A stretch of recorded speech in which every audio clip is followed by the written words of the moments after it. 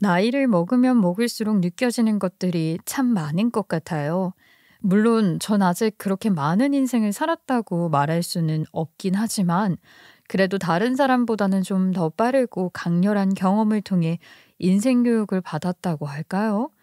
누구든 보여지는 게 다는 아니라는 건 잘 알고 있을 것 같아요. 하지만 그럼에도 그 사람이 갖춘 것들이 아닌 그 사람의 내면과 가치관을 두고 판단을 해야 한다고 배우고는 하죠. 그런데 이건 교과서에나 나오는 이야기인 것 같더라고요. 그런 경험을 제가 직접 하게 될 줄은 꿈에도 몰랐지만 말이에요.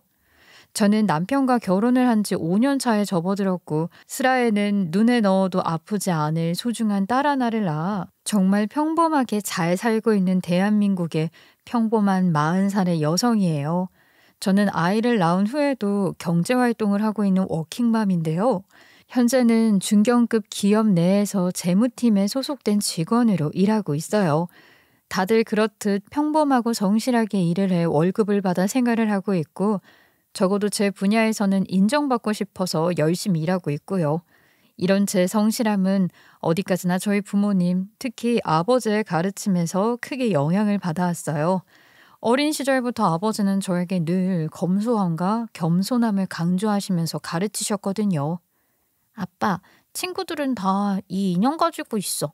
나도 이 인형 가지고 싶어. 그러니까 사주면 안 돼? 글쎄, 친구들이 가지고 싶다고 해서 다 가질 수 있는 건 아닌데. 아빠가 보기엔 이건 우리 주연이한테는 꼭 필요한 물건 같지 않은데. 아, 그래도 다른 친구들은 다 가지고 있는데 나만 없으니까 그렇단 말이야. 응? 아, 사줘. 주연아, 꼭 필요한 것들이 아니라면 과소비하면은 안 돼. 너 말고 다른 친구들 중 분명 이 물건이 사고 싶어도 사지 못하는 친구들도 많을 거야. 정말 필요한 물건이 아니라면 한 번 더 신중하게 생각해 보자. 알았지? 실제로 저희 집이 그렇게 어려운 집은 아니라는 걸 어린 마음에도 느낄 수 있었지만 저희 부모님의 생활은 정말 검소하고 평범하셨거든요.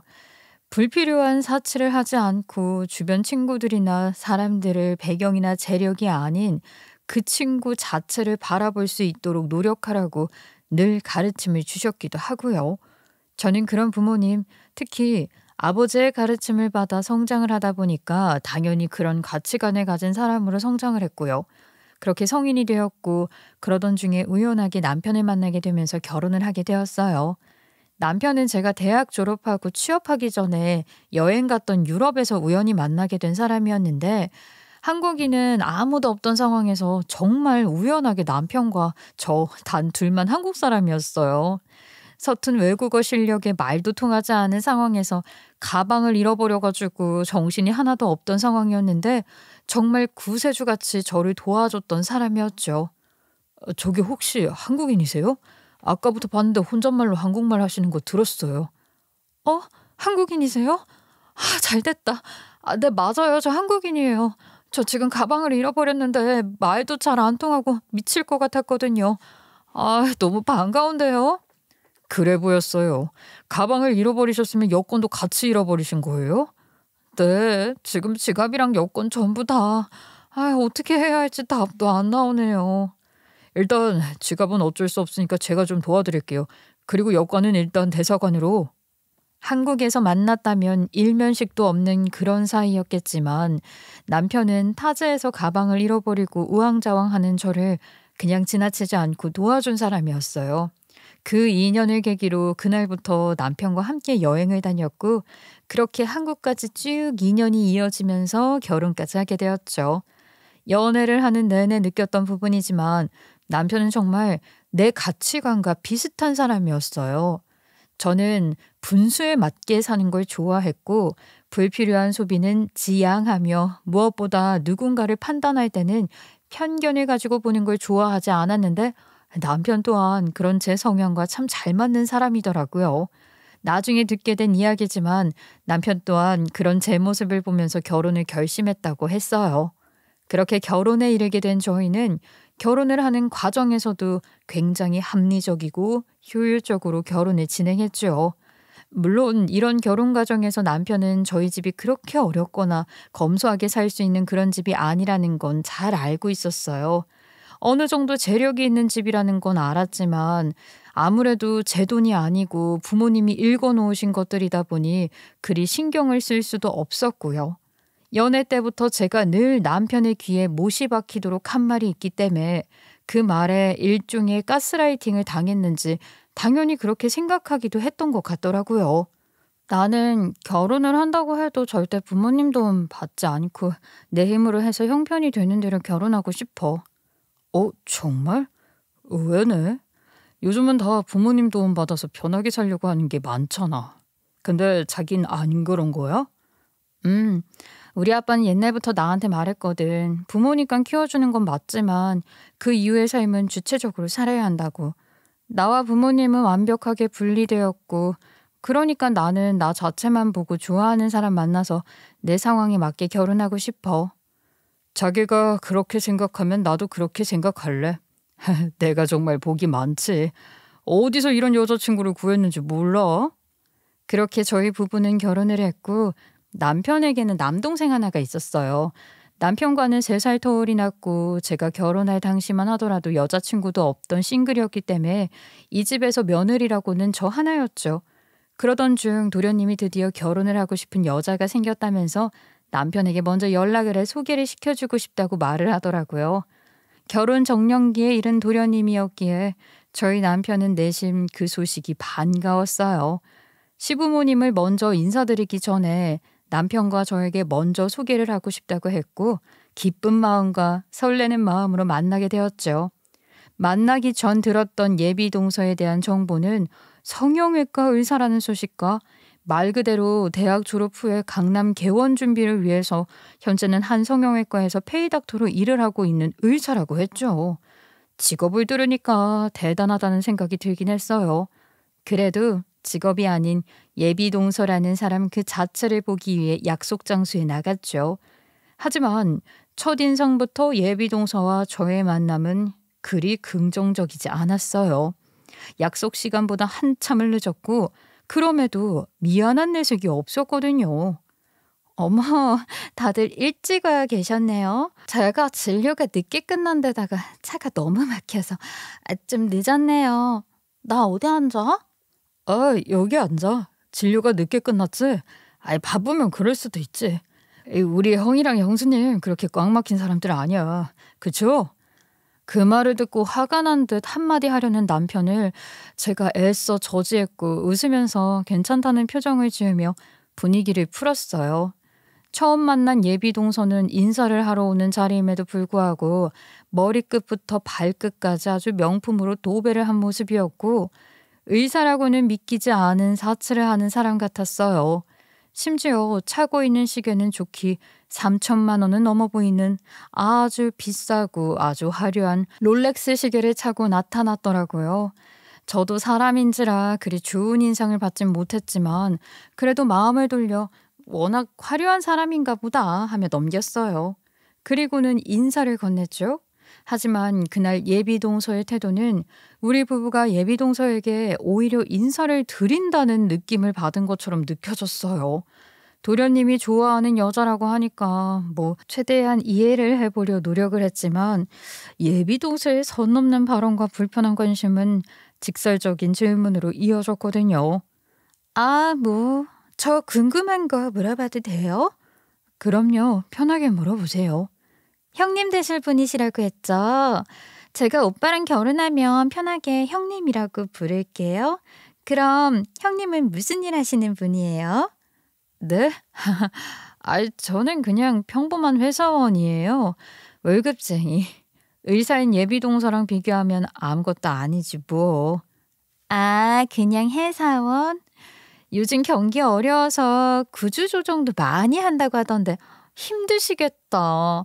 결혼도 하고 애도 있으니까 일순이 아니신가? 의사는 그런 걱정 없이 안정적이긴 하거든요. 개원하면 평생 직업이기도 하고. 그렇죠. 아무래도 전문직이니까. 정말 부럽네. 도련님, 예비 와이프 복이 있나 봐. 그쵸? 제가 생각해도 그래요. 저희 오빠는 복 받았다니까요. 오빠는 오빠 형님보다 와이프 복은 있다. 그치? 편하게 대해주려 노력을 했다고 해서 정말 편하게 대할 줄은 몰랐는데 예비 동서는 기꺼이 선을 넘더라고요. 예비 동서의 말을 듣고 어이가 없던 저는 순간적으로 어이가 없는 감정을 이기지 못하고 결국 할 말을 했네요. 저, 저기 예비 동서 말이 좀 그러네. 처음 만난 자리인데 말이야. 그리고 각자 원하는 삶의 방향이 있는 거지. 아이, 뭘 또 누구보다 결혼을 잘했네, 못했네, 이런 이야기를 하나요? 단순한 직업만으로 잘한 결혼, 못한 결혼 정할 거면 세상에 결혼할 사람이 있을까? 안 그래요? 그러자 예비동서의 표정이 묘하게 바뀌면서 저를 굉장히 짜증스럽게 쳐다보더라고요. 그것도 한참을 감정을 담아서 말이에요. 그러더니 아주 쎄한 느낌의 표정으로 급하게 표정을 바꾸더니 환하게 웃으며 이야기를 하더군요. 아, 그렇죠. 저희들이 한다는 말인데. 그걸 또 들으셨나 봐요, 형님. 아, 신경 쓰지 마세요. 그리고는 시선을 아주 차갑게 돌려버리더라고요. 아휴, 여기서 한마디를 더하면 정말 큰 싸움으로 날 것 같다는 생각이 들었고, 저 역시 그냥 대화를 정리했어요. 그리고 저는 그날 알았죠. 만약 이 사람이 정말 제 동서가 된다고 하면 앞으로 부딪히는 일이 투성이겠구나라는 것을요. 그래도 저랑 하는 결혼 아니고 도련님의 아내로 시댁 식구가 되는 것뿐이니 적절하게 피하고 다니면 뭐 딱히 불쾌한 일은 없겠지라는 생각으로 막연하게 넘겼긴 해요. 하지만 이 모든 것들은 다 제 착각이었던 것 같더라고요. 생각보다 예비 동서를 봐야 할 일들이 필요 이상으로 많았거든요. 그렇게 예비 동서와 저희 부부의 첫인사는 아슬아슬하게 마무리가 되었어요. 그리고 며칠이 지난 후 시댁 식구들에게 예비 동서를 정식으로 인사를 드리게 되었다고 하더라고요. 그 자리는 집이 아닌 외부에서 인사를 드리는 자리였고 저 역시 참석을 해야 하는 자리였어요. 저 역시 시댁 식구들의 일원이기도 했으니까요. 약속 장소와 시간을 도련님께 들은 후에 시어머니와 통화를 했는데 시어머니는 의사 며느리를 본다는 마음으로 정말 들뜨신 것 같더라고요. 그 모습을 보니까 그래, 아유, 이렇게 어머니가 좋아하시는데 내가 뭐라고 별로라고 생각을 하고 그러지? 마음을 고쳐먹자라고 생각하면서 넘겼어요. 그렇게 당연하게 결혼은 예정이 된 상황이었고요. 가족들과 인사를 모두 다 마친 후에 본격적인 결혼 준비가 시작이 되었는데요. 그리고 나니까 시어머니는 자꾸만 저를 불러 이것저것 도움을 구하거나 하소연 비슷한 이야기를 하기 시작하더라고요. 어느 날은 일을 하는데 평소 근무 시간에는 연락을 하지 않는 시어머니가 전화를 하셨더라고요. 어색한 말투로 말이에요. 네, 여보세요? 어머니, 이 시간에 무슨 일이세요? 어머님 혹시 어디 아프거나 일 있으신 건 아니죠? 아우, 저 너무 놀랐어요. 갑자기 연락이 와서요. 주연아. 아이, 그런 건 아니고 내가 너한테 꼭 상의하면서 부탁을 해야 할 일이 좀 있는 것 같아서. 상의요? 일단 제가 일하고 있으니까 얼굴 보고 얘기해요, 어머님. 제가 퇴근하고 댁으로 갈게요. 업무 중이라 간단하게 이야기를 나눈 후에 전화를 끊었는데 일을 하는 내내 시어머니의 목소리가 좀 걱정스럽고 신경이 쓰이더라고요. 그래서 퇴근을 하자마자 시어머니 댁으로 갔고 자초지종을 듣게 되었는데 정말로요, 황당함 그 자체더라고요. 전 감히 생각도 해본 적 없는 일들로 고민을 하고 있으니까 뭐라고 해야 할지도 모르겠기도 했고요. 정말 미안한데 혹시 너 돈 여유 좀 있니? 네? 돈 여유요? 어머니 갑자기 왜요? 집에 무슨 일 생기셨어요? 아니면 어머니 어디 아프세요? 아니, 그런 건 아니라 혹시 여유가 되면 1,000만 원 정도만 빌려줄 수 있나 해서. 내가 다음 달에 개 타면은 바로 돈 받는 대로 그때 돌려줄 수 있어.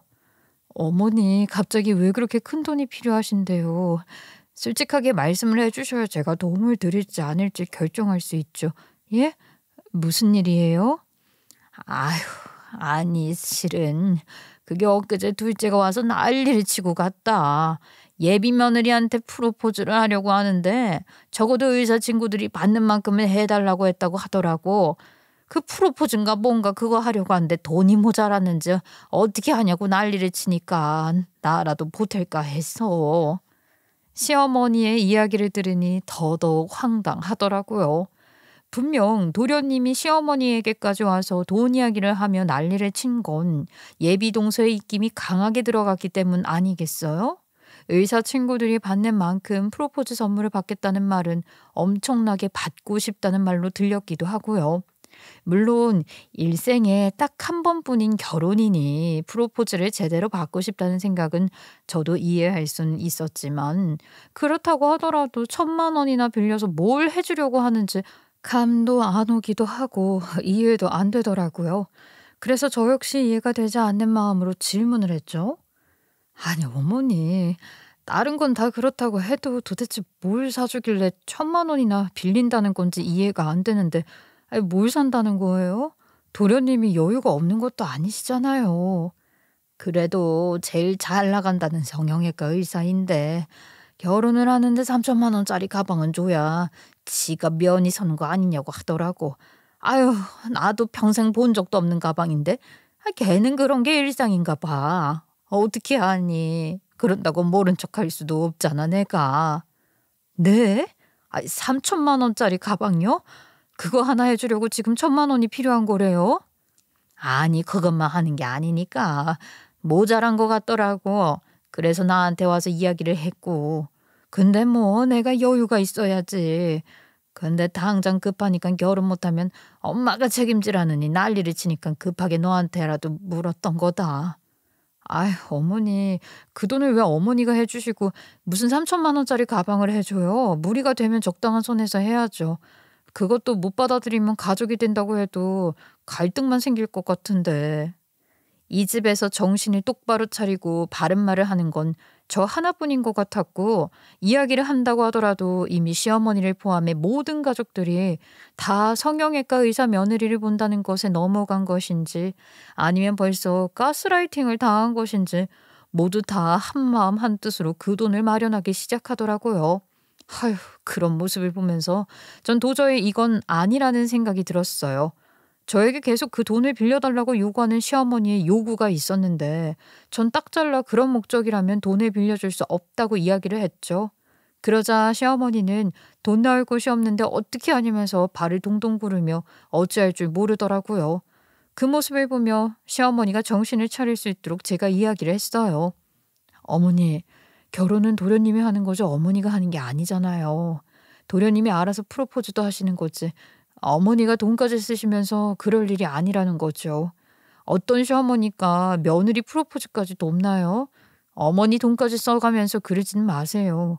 정말 그렇게 하실 거라면 저 더 이상은 못 참고 이 모든 거 아범한테 다 말할래요. 저희 시댁에서 저희 남편이 그나마 그래도 가장 객관적이기도 했고, 이런 상황들을 듣게 되면 난리가 날 거라는 걸 시어머니 역시 이미 잘 알고 있었기 때문에 저 또한 일부러 반협박식으로 이야기를 했어요. 제 말을 듣고 시어머니도 저희 남편이 알게 되는 건 원치 않았는지 알겠다고 하며 며칠을 고민을 하신 것 같더라고요. 물론 걱정을 하지 않으신 건 아니기도 했고요. 하지만 뭐 제가 돈을 빌려주지 않는 이상 시어머니도 돈 나올 구멍이 없기도 했거든요. 그래서 고민 끝에 도련님에게 시어머니 역시 줄 돈이 없다고 이야기를 하며 선을 딱 그으셨더라고요. 그렇게 상황이 모두가 다 정리가 되나 싶었는데 문제는 그 이후에 생겼어요. 정식으로 결혼을 하기로 하고 난 후에 드디어 예비 동서가 시댁의 집으로 인사를 오게 된 날이었어요. 당연히 저희 집에서는 새로운 가족을 맞이한다는 의미에서 음식도 하고 분주하고 준비도 했죠.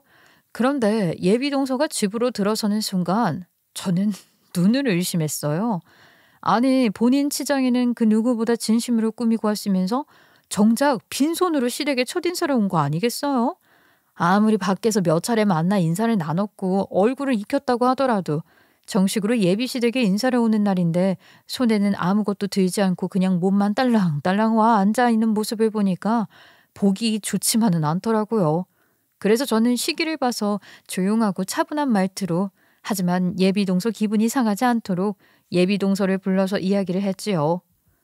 무슨 일로 저를 부르신 거예요? 아, 그게 이 말은 꼭 해줘야 할 것 같아서. 뭐 물론 꼭 인사를 올 때 뭘 사와야 한다는 건 아니지만 그래도 시댁에 첫인사 왔는데 존중의 의미로 뭐라도 좀 준비해 오지 그랬어요. 너스레를 떨며 웃으며 이야기를 했지만 그 속의 의미 정도는 빠르게 캐치를 할 수 있을 만큼 똑똑했던 예비 동서였기 때문에 제 말뜻을 금세 알아차렸고 표정이 금세 싹 굳으면서 이야기를 하더라고요. 제가 받은 게 별로 없는데 굳이 그런 것까지 사와서 대접을 해야 하나요? 제가 그 일로 결혼을 안 깨고 인사까지 오는 것 자체가 선물 아닌가? 아, 형님은 별 볼 일 없어서 이것저것 준비를 하고 싸우셔서 대접하고 그러셨나 보죠? 예비 동서의 말은 기본적으로 저에 대한 무시가 깔려 있었어요. 저는 그 말을 듣자마자 기분이 상당히 나빴죠. 아니, 이런 얘기 듣고 기분 안 나쁜 사람이 어디 있겠어요? 그리고 무엇보다 말 속에서 이 집으로 시집을 오고 며느리가 되어주는 것만으로도 감사를 해야 하는 거 아니냐는 식의 태도를 보니 본인의 가치가 엄청 높다고 생각을 하는 태도가 어이가 없기도 하고 황당하기도 하더라고요. 그래서 저는 곧 이어서 말을 했죠. 아니, 동서가 하는 말 들으니까 좀 말이 좀 이상한 것 같네. 꼭 뭐 돈 들여 뭘 사와야 한다는 의미로 한 말은 아닌데 왜 그렇게 물질적으로만 받아들여? 아니, 그리고 왜 내 경우를 끌어들여? 이건 좀 대화 주제에서 벗어난 것 같은데? 동서가 맥락을 못 잡을 만큼 모자란 사람도 아닐 텐데. 아니, 말이 그렇잖아요. 남들 다 받는 3천만 원짜리 가방 하나 못 받고 하는 결혼인데 그런 것까지 제가 신경을 써 줘가면서 해야 되냐고요. 앞으로 제가 이 집에서 며느리로 지내면서 높여줄 가치가 얼마나 큰데 형님 같은 분이랑 제가 비교가 돼요? 표정 하나, 눈 하나 깜빡하지 않고 말하는 예비 동서의 이야기를 들으니 황당함에 잠시 말이 막히더라고요. 참 어이가 없어서 말이 안 나온다는 말을 습관처럼 하긴 했지만 정말 경험을 해본 적은 처음인데 정말 어이가 없으니까 말이 안 나오긴 하더라고요. 잠시 말을 멈췄던 중에 다시 이야기를 하긴 했죠. 동서, 이제 동서 될 것이니까 내가 손이 사람 맞지? 내가 손이 사람으로 한마디만 할게. 물론 동서 직업이 좋고 멋진 사람인 거 알아. 하지만 그게 전부는 아니잖아? 그거 동서 혼자 다 이뤄낸 건 아닐 것이고 살면서 그게 그렇게 중요하지 않기도 하고 배우고 가진 사람일수록 좀 겸손해야 하지 않겠어? 동서를 존중하고 싶었지만 콧대가 하늘을 찌르는 행동에 할 말은 해야 한다고 생각해 한 방 먹였죠. 제 말을 듣고 예비 동서는 어이가 없다는 표정으로 저를 바라보다가 이내 기분이 상했는지 저를 정말 죽일 듯이 째려보더라고요. 오늘은 할 말을 다 해야겠다 싶은 마음에 저 역시 그런 예비 동서를 보며 한마디를 더 보태려고 하는 순간 도련님이 갑자기 예비 동서를 찾으면서 들어왔고 그렇게 대화가 멈췄어요. 도련님은 오자마자 예비 동서를 찾았고 시어머니가 찾는다는 말을 하며 데리고 갔어요. 그렇게 예비 동서와의 기싸움은 여기서 일단락이 되었지만 사사건건 저를 걸고 넘어지면서 말을 함부로 하는 예비 동서의 태도는 그 이후로도 더하면 더했지 덜 하지는 않았어요. 어차피 가족으로 지내야 하니까 그러려니 하면서 넘기던 상황이었는데 결혼 준비를 하며 예단 이야기를 꺼낸 순간 시댁 식구들 앞에서 저를 대놓고 깎아내리는 예비 동서의 무례함을 보면서 슬슬 참기 어려운 상황에까지 이르게 된 건 사실이었고요. 시댁 식구들 그리고 예비 동서와 도련님은 함께 차를 마시면서 예단 그리고 예물에 대한 이야기를 나눴는데 그 과정에서 또다시 예비 동서의 선 넘는 발언들로 하여금 갈등이 시작되었어요. 물론 저는 제가 참여할 이야기가 아니라고 생각했기 때문에 가만히 듣고만 있었죠. 예비 동서는요. 다이아 반지 5캐럿, 목걸이, 귀걸이 세트, 그리고 시계에 가방까지 모두 다 해서 좋기 3억 원은 되어 보이는 예단을 요구하는 겁니다. 평범한 집에서는 절대 맞춰줄 수 없는 예단 가격이었고요. 이 금액을 듣고 저 역시 다소 놀라서 마시던 차를 내려놓고 예비 동서를 쳐다봤어요. 시어머니 역시 놀랐는지 이야기를 하시더라고요. 아휴, 조금 과한 것 같긴 하다. 예, 우리는 그냥 평범한 집이기도 하고. 어머니, 제가 말 안 하려고 했는데 제 동기들요 결혼할 때 다 이 정도는 기본이었어요. 저도 많이 양보해서 이야기 드리는 거라고요. 그리고 저도 이 집에 기여하는 바가 있을 텐데 이 정도는 해주셨으면 합니다. 저번에 프로포즈 때 못 받은 가방들 제가 양보를 했단 말이에요. 너무 당당하게 프로포즈 이야기를 하면서 양보를 했다는 발언을 하는 예비동서의 말에 저는 눈이 동그래져서 쳐다봤어요. 시어머니는 그렇게 되바라지게 말을 하는 예비동서의 말에 그 어떠한 말도 하지 못한 채 수심만 가득한 얼굴을 하며 가만히 듣고만 계시기만 하더라고요. 동료들도 그렇고 저도 사회적 지위라는 게 있는데요. 형님 때처럼 대충대충 하는 건 좀 어려울 것 같아요. 형님하고 저하고는 형편도 다르고 직업도 다르잖아요. 맞죠? 가만히 놀라 말을 아끼는 저에게 괜한 불똥이 튀더라고요. 이제는 시댁 식구들 앞에서 저를 대놓고 무시까지 하는 발언을 했고 그 말을 듣고 남편은 불쾌한 나머지 재수 씨, 지금 그 말이 좀 심한데 무슨 말을 그렇게 하세요? 저희 결혼하는 거 뭐 보셨어요? 라고 하며 공격적으로 나왔어요. 전 평소 남편의 성격을 잘 알고 있잖아요. 그래서 자리가 자리인 만큼 그냥 남편을 말렸죠. 아이, 저 여보, 그러지 마. 뭐 틀린 말은 아니잖아. 우리가 간소하게 하긴 했잖아. 여기 우리가 낄 자리는 아닌 것 같은데 일단 참자, 응? 남편은 제 말에 화가 나 한마디 더 하려고 하던 걸 참고 자리에 앉아서 좋지 않은 기분으로 시간을 보냈어요. 정말 사사건건 의사라는 직업 하나를 내세우면서 자랑만 하고 저를 깎아내리는 예비동서지만 이미 결혼을 하기로 한 이상 불화를 만들어 혹시라도 결혼이 깨진다면 그 원망을 어찌 들을까요? 저희가 다 듣게 되는 상황은 만들기 싫었거든요. 그저 앞으로는 예비동서와 많이 마주치지 않고 연락도 하지 않으면서 남처럼 지내면 되겠지라는 생각을 하면서 넘겼어요. 애초에 저와 친하게 지낼 사람 같지도 않았거든요. 여자들은 알잖아요. 딱 보면 저랑 잘 맞는 스타일인지 아닌지. 근데 문제는 그냥 좋게 좋게 넘기려고 했던 저에게도 도저히 참을 수 없는 사건이 발생하게 된 것이었어요. 시댁 식구들은 이미 정형외과 의사 며느리를 보기 위해서 아무리 경제적으로 무리를 하는 지원을 한다고 하더라도 이 결혼은 무조건 성사시켜야 한다는 생각에 사로잡혀 있는 것 같더라고요. 그리고 그 모습을 보면서 분명 뭔가 잘못 돌아가고 있다는 생각을 하는 건 저와 제 남편뿐이기도 했고요. 하지만 저희가 왈가불가를 할 일은 분명 아니었기 때문에 그저 의사 며느리에 대한 환상에 젖은 시댁 식구들이 안타깝고 그걸 바라보면서 결혼이 진행되는 걸 방관할 수밖에 없었어요. 뭐 도련님이 결혼식을 올리는 그 장소도 어마어마했거든요. 이 또한 예비동서의 고집으로 신라 호텔의 영빈관에서 진행을 하게 되었는데요. 그날 모인 하객의 규모만 해도 상당하다고 하더라고요. 뭐 아무래도 꽤 있는 집 딸이라는 말은 들었기 때문에 예비동서 부모님의 지인들까지 모두 다 모인다면 좋기 300명 정도가 오게 된다고 하더라고요. 물론 저 역시 이런 화려한 자리를 잘 모르는 건 절대 아니었긴 하지만 한 번의 결혼에 너무 과도한 사치를 부린다는 생각은 아예 하지 않은 건 아니에요. 적어도 제 가치관과는 맞지 않은 방식이기도 했으니까요. 이런저런 생각을 하면서 자리에 앉아 결혼 준비에 분주했는데 그때 결혼식장에 예비동서가 화려한 웨딩드레스를 입으면서 들어서더라고요. 그날 예비동서가 입은 웨딩드레스가 무려 2천만 원이나 하는 고급 드레스였다는데 얼마나 화려한지요. 눈이 다 부시더라고요. 게다가 그저 그날 하루만 쓸 뿐인 부케도 프랑스에서 꽤 유명한 플로리스트가 특별하게 제작을 해준 것이라고 자랑을 하더라고요. 꽃값만 무려 300만 원이 넘는 금액이라는 자랑까지 하면서요. 예비동서는 제가 본 중에 가장 행복하고 화려한 얼굴을 하고 있었어요. 그렇게 결혼식 준비는 무리 없이 진행을 하고 있었고 혹시 모를 상황과 완벽한 결혼식을 위해서 리허설을 한다고 하더라고요.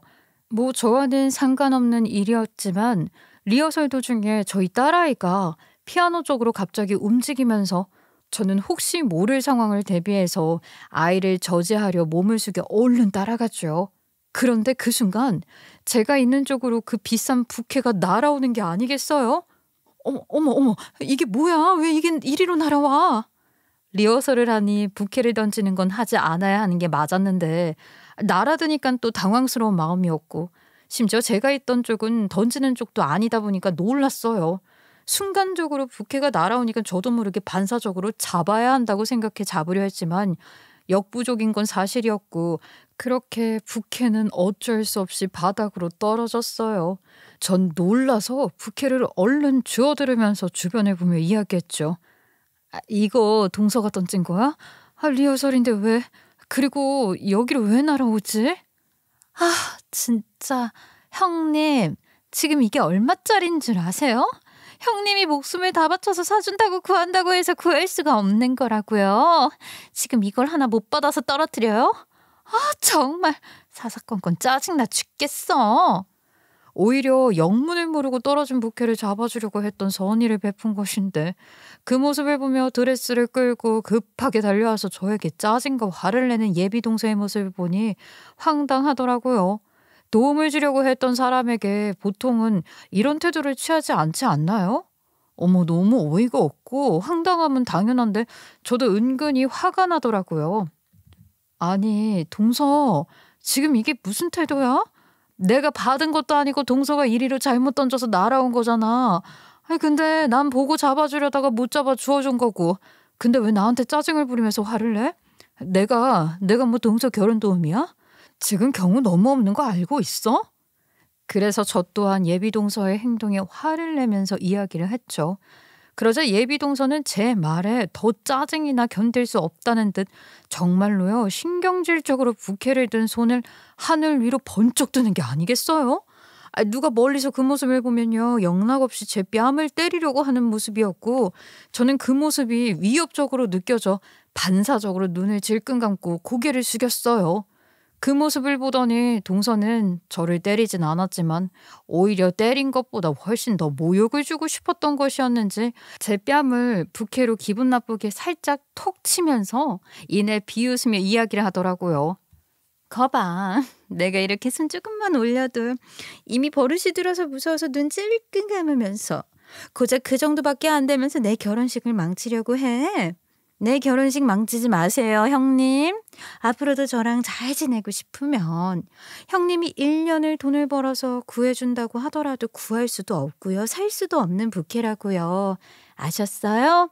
본식 시작 때까지 써야 하는데 이게 뭐냐고 지금.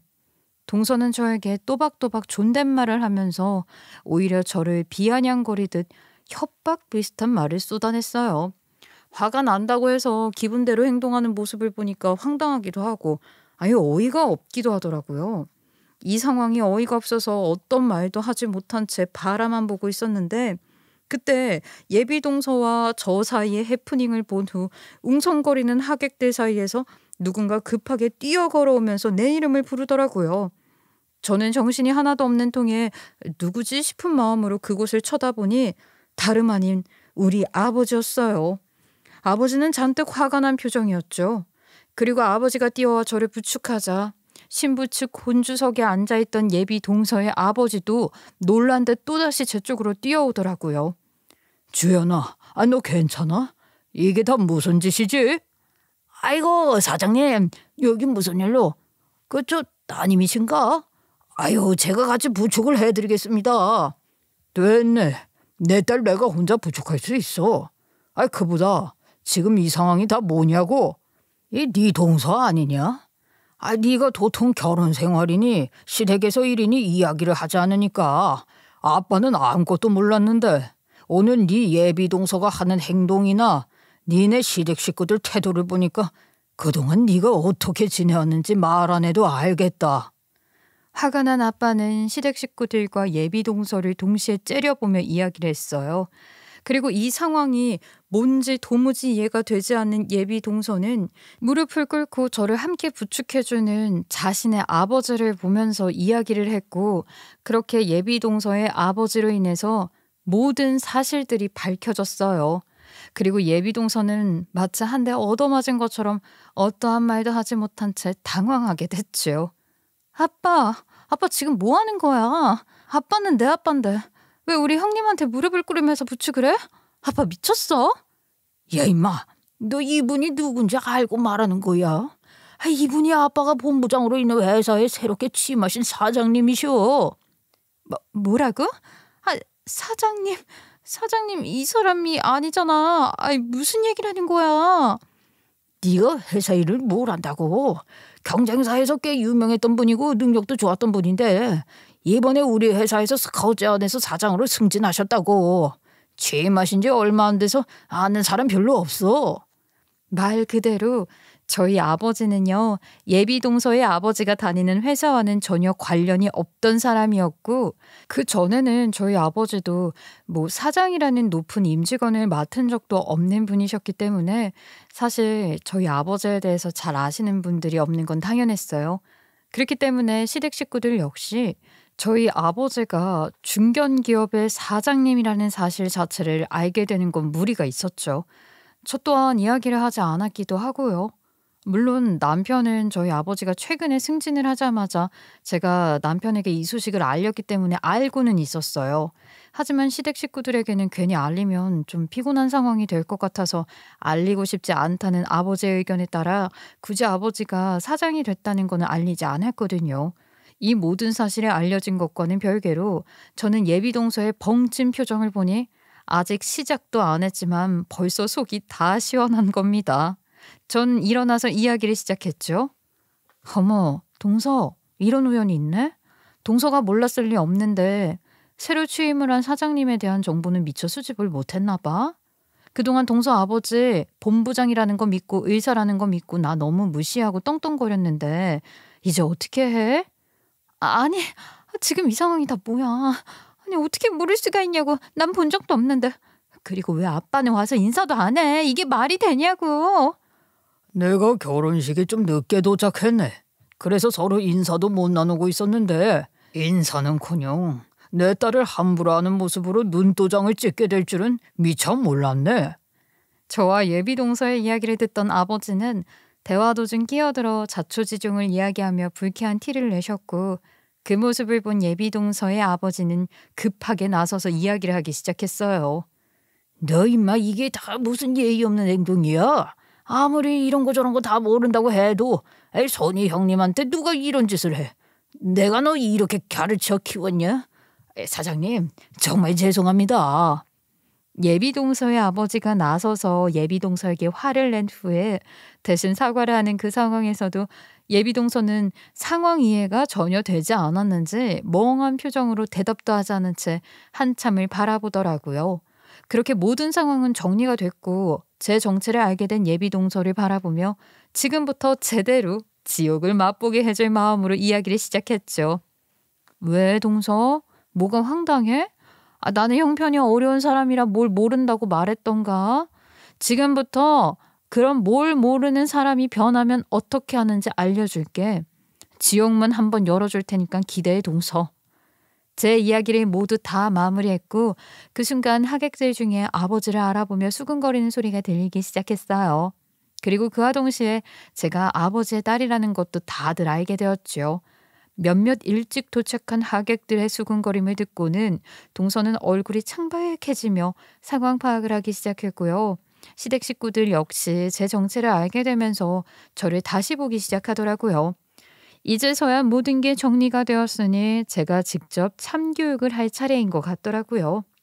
저희 아버지가 사장으로 새롭게 취임을 하시게 된 그곳은 말 그대로 성형외과 분야에서는 꽤 유명한 체인 기업이기도 했어요. 그렇게 아직 개원을 하지 않은 페이닥터라고 한다면 높은 급여와 처우 그리고 커리어 인정을 받을 수 있다고 알려진 의사들 사이에서는 꽤 유명한 곳이기도 하더라고요. 예비동서 역시 그 사실을 모를 리 없었고요. 개원을 하기 전 소속되어 일을 하고자 할 때 그곳에 입사를 하고 싶어 했고, 이후에 개원을 한다고 하더라도 저희 아버지가 취임을 한 그 병원 계열로 체인을 내고 싶었던 상황이었기 때문에 절대 그 사실을 모를 리 없었고요.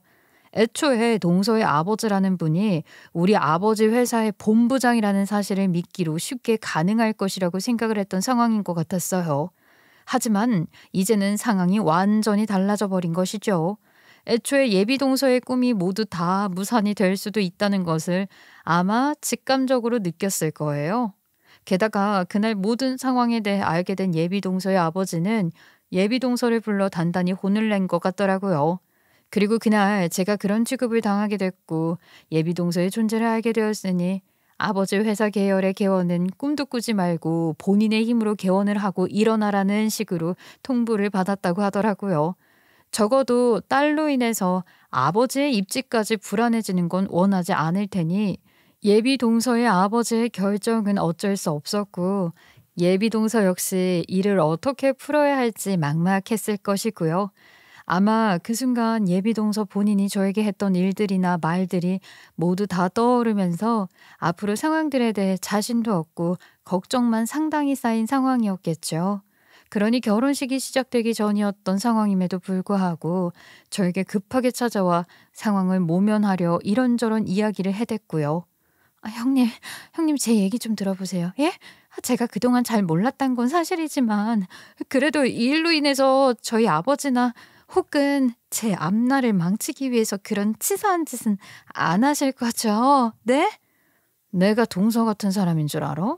동서 존재에 대해서도 우리 아버지는 모르셔. 이제 막 사장으로 취임을 했는데 뭘 알겠어. 근데 혹시 동서 뭐 아버지 회사 계열로 뭔가를 좀 하려고 했었나 봐? 이렇게 결혼식 전에 급하게 말하는 거 보니까. 네? 그럼 모르고 계셨던 거예요? 지금 알고 저한테 지옥문 열렸다고 한 거 아니었냐고요. 아니, 내가 뭘 알겠어? 우리 아버지 그런 분 아니시거든? 근데 지금 동서 덕분에 알게 된 것 같은데? 동서랑 동서 아버지 합작품으로 뭔가 공정하지 못하게 진행을 하고 있다는 거? 이제부터는 나도 잘 모르겠다. 사실 아버지 성품상 그런 것들에 대해 미리 알고 대비를 하거나 복수를 해주는 그런 사람은 아니었기 때문에 당연히 알 리는 없었죠. 하지만 덕분에 공정하지 않은 방법으로 개원 준비를 하려고 한다는 걸 알게 됐고, 그렇다면 모두 다 바로잡아야 할 부분이거든요. 그게 꼭 저와 예비 동서의 문제로 인한 게 아니더라도 저희 아버지는 그럴 분이셨어요. 하지만 결혼식이 시작되는 상황인 만큼 아버지도 저도 티를 내지 않고 있었고요. 꽤 비싼 결혼식 호텔 대관에 바빠서 자리를 하기 어려운 사람들까지 모두 초대를 했으니 결혼식을 예정대로 진행하지 않을 수는 없었어요. 그렇기에 결혼식은 일단은 예정대로 진행을 하게 되었고 예비 동서는 정말로 예비가 아닌 정말 제 동서가 되었어요. 그리고 결혼식을 모두 다 마무리를 한 후에 복잡하고 걱정되는 마음에 동서는 제 곁을 머물면서 어찌할 바를 모르더라고요. 전 그런 동서를 발견하고 가서 이야기를 했어요. 동서, 왜 그렇게 초조하게 있어? 드디어 우리 가족이 됐네? 결혼 정말 축하해. 그리고 너무 맘 쓰지 말고 행복하게 신혼여행 즐기고 와. 우리 문제는 돌아와서 한번 이야기해보게.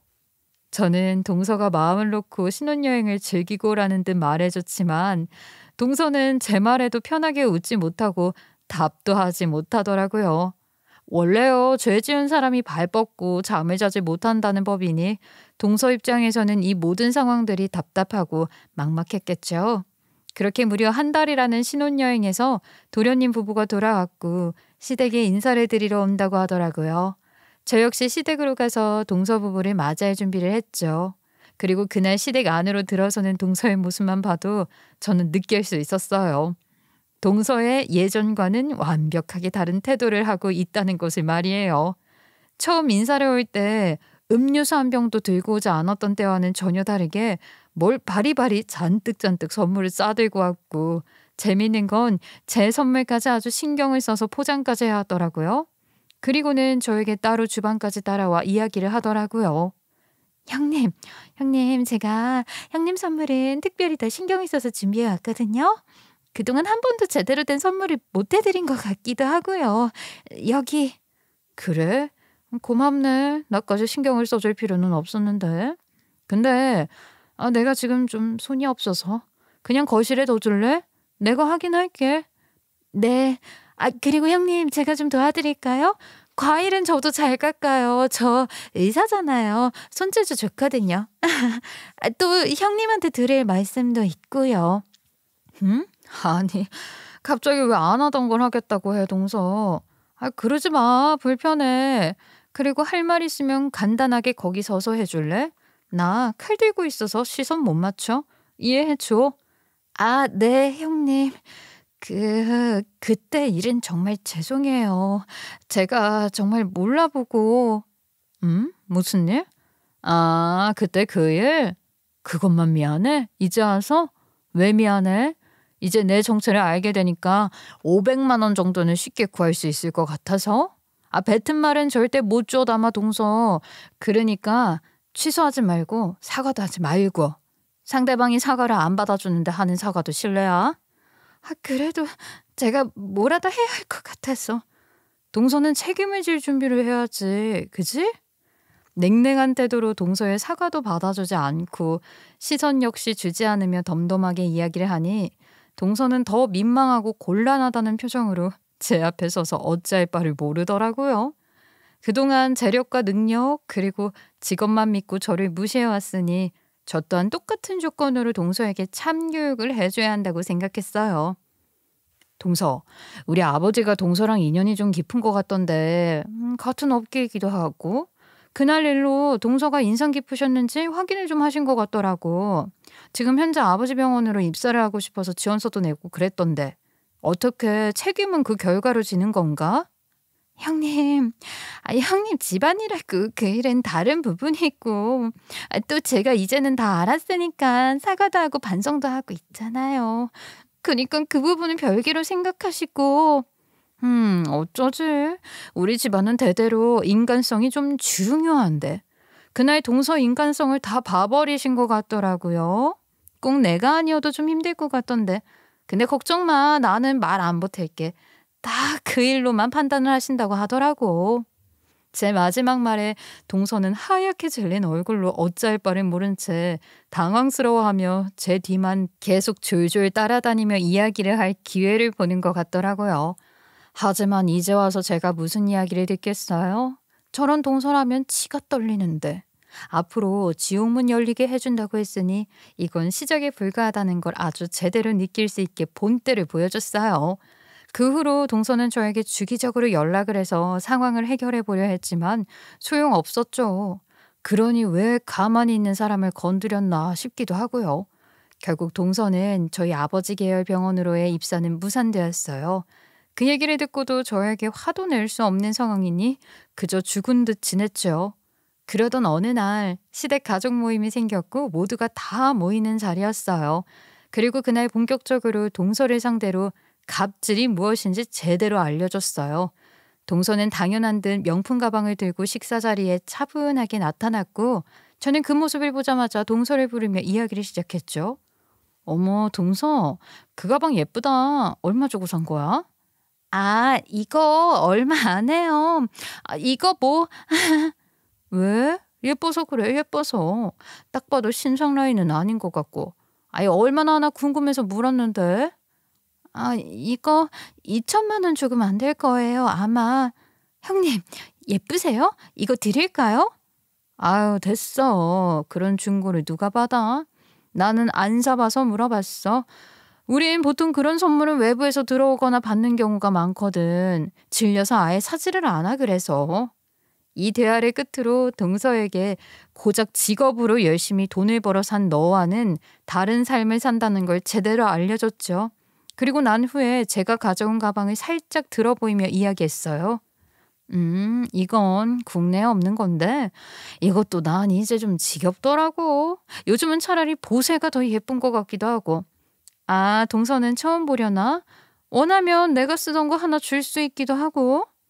제 이야기에 동서는 워낙 무력이 많았던 사람인지라 처음 보는 디자인의 가방에 관심을 보이더라고요. 그리고 말은 하지 않지만 가지고 싶은 눈치가 정말 역력해 보였어요. 아유, 역시 사람이 갑자기 변하면 죽는다는 말이 딱 맞듯 동서는 변한 척만 하고 있었지 변한 건 아니었더라고요. 그 모습을 보며 저는 작게 웃으며 이야기를 이어나갔어요. 나한텐 이거 별것도 아니라서 동서 가지고 싶은 눈치인데 그냥 줄게. 대신 조건이 좀 있는데 지켜줄 자신이 있을까? 크게 어려운 건 아니라서. 네? 무슨 조건이요? 어려운 건 아니야. 이거 먹고 떨어지라고. 그리고 앞으로는 시댁 식구들 앞에서 돈 자랑하지 말고 동서가 노력형으로 잘났으면 나같이 타고난 잘난 사람도 있다는 거 알아야지. 근데도 난 동서처럼은 안 하고 살잖아. 왜냐고? 그게 노블리스 오블리주니까. 내가 이런 말을 하고 싶진 않았는데 동서야말로 분수에 맞게 살아야 하지 않겠어? 저는 그동안 쌓였던 감정이 아무리 동서가 사과를 하고 제 눈치를 봐도 풀리지 않았는데, 이 말을 하면서 한 방을 먹이고 나니까 정말 속이 다 시원하고 통쾌한 기분마저 들더라고요. 동서는 제 말이 무슨 의미를 담고 있는지, 무슨 의미로 제가 그 말을 했는지 이미 너무 잘 알고 있었기 때문에 제 말을 듣고 몸을 부들부들 떨면서도 화를 참는 게 눈에 그대로 보였어요. 그러게 남에게 함부로 이야기를 하고 무시를 하면 본인도 그렇게 당할 수 있다는 걸 알아야지. 왜 이치는 모르고 그렇게 함부로 짓거렸나 싶더라고요. 어쨌든 간 동서에게 제대로 된 참교육까지 모두 다 하고 나니까 앞으로는 발 좀 뻗고 잠을 잘 잘 수 있겠다 싶은 마음이 들더라고요. 앞으로 동서는 영원히 저에게 함부로 하지 못하겠죠? 왜냐면 제가 그렇게 오직 동서에게만 제가 가진 지위와 부를 이용해서 계속해서 찍어 누를 것이거든요. 제 정체를 알게 된 시댁 식구들 또한 모두 다 적잖이 놀란 것 같긴 했지만 남편은 이미 어느 정도는 알고 있었기에 크게 동요하지 않고 차분하더라고요. 하지만 그렇다고 하더라도 별 상관은 없었어요. 어차피 변하는 건 없고 전 그대로라는 말을 시댁 식구들에게 그대로 전했거든요. 하지만 시댁 식구들은 그런 제 이야기가 무색하게 시댁 식구들 또한 태도가 완전 180도로 변하긴 하더라고요. 특히 시어머니의 경우에는 동서보다 저를 더 극진하게 모시기 시작했고 여기저기 소문을 내며 자랑을 하기 시작했어요. 아유, 우리 집 큰며느리가 글쎄 이렇게 유명한 집 딸내미였다고 하더라고. 그것도 모르고 그냥 애가 착하고 이뻐서 며느리 삼았는데 어쩐지 이렇게 복이 많은지. 아유, 그 집 첫째 며느리 사람 괜찮더니 결국에는 이렇게 효도를 하네. 부럽다 자기야. 시어머니는 친구분들을 포함해서 만나는 사람 모두에게 제 자랑을 하며 다니셨어요. 뭐 자랑을 하고 싶은 마음이 드는 건 당연하지만 그래도 조금은 민망하니까 그만 이야기를 하고 다니셨으면 좋겠다고 이야기를 드릴 정도였으니까요. 그리고 또 한 가지 달라진 점은 바로 시어머니의 편애였어요. 예전에는 의사 며느리 눈치를 잔뜩 보면서 저에게 좀 포기하고 양보를 하라는 일들이 많았다면 이제는 정반대의 상황이었죠. 어머니, 이 게장 너무 맛있어요. 이거 저희 조금만 써주실 수 있어요? 어머, 그거 네가 그렇게 다 먹어버리면 어떡해. 우리 큰며느리 주려고 만든 건데. 맛도 보기 전에 다 없어지게 생겼네. 싸줄 거 없어. 주연이가 게장 좋아해서 만든 거야. 어머니, 동서 주셔도 괜찮아요. 전 저번에 주신 갈비도 다 못 먹어서 괜찮아요. 갈비는 갈비고 게장은 또 다르지. 아유, 네가 1번으로 좋아하는 거잖아. 너는 다음에 해줄게. 아니면 시장에 맛있는 데 알려줄 테니까 거기 가서 사서 가라. 이제는 음식 하나를 하더라도 그 기준은 제가 됐어요.